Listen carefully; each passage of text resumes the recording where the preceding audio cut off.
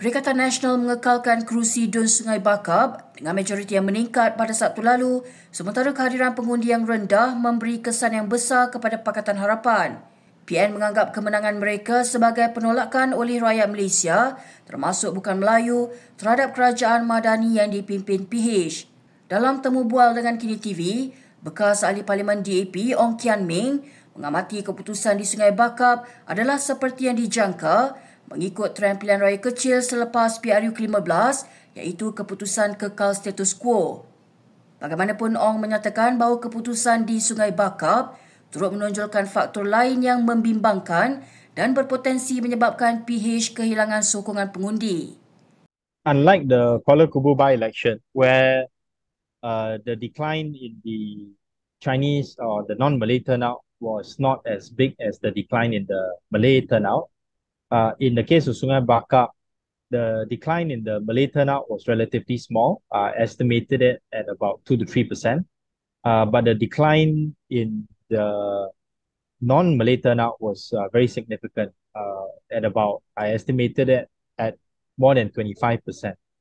And that shows to me a warning signal to Pakatan Harapan and perhaps to Umno as well, that even if, let's say, the non-Malay voters don't feel that there are alternatives in the political landscape, there is one alternative for them, which is not to turn out to vote rather than to come out to vote for PN.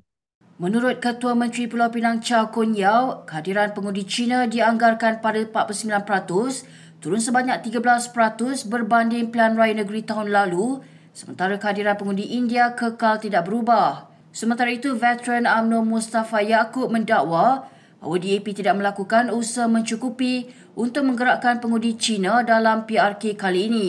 Namun DAP Pulau Pinang menafikan perkara tersebut dan menegaskan tuduhan sedemikian adalah tidak boleh diterima.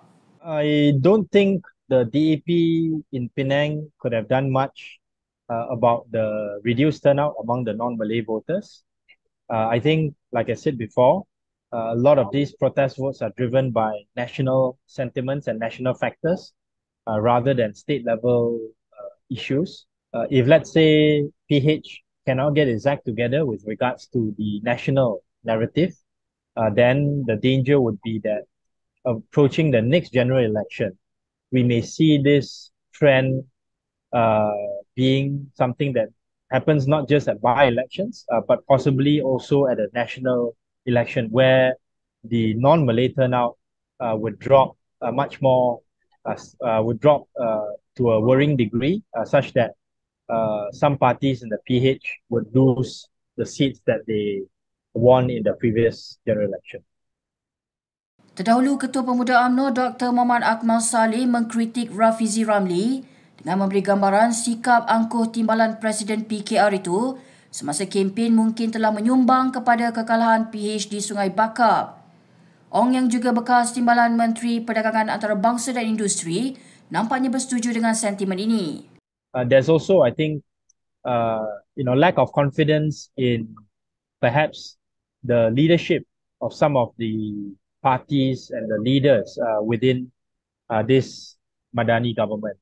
So in the context of the Sungai Bakap by-election, I do think that the statements that were said by Rafizi Ramli, the Deputy President of PKR, did cause PH to lose support in certain areas. For example, wanting to surprise the people with another petrol hike in the future, calling the people who were not supportive of the Madani government names like Bodo and Balo, insulting people who had concerns about certain government policies by saying that they don't understand English or that they should protest in front of his cat. I think these kinds of derogatory statements doesn't help put PH in a good position to win back some of the lost support among the Malays as well as the non-Malays.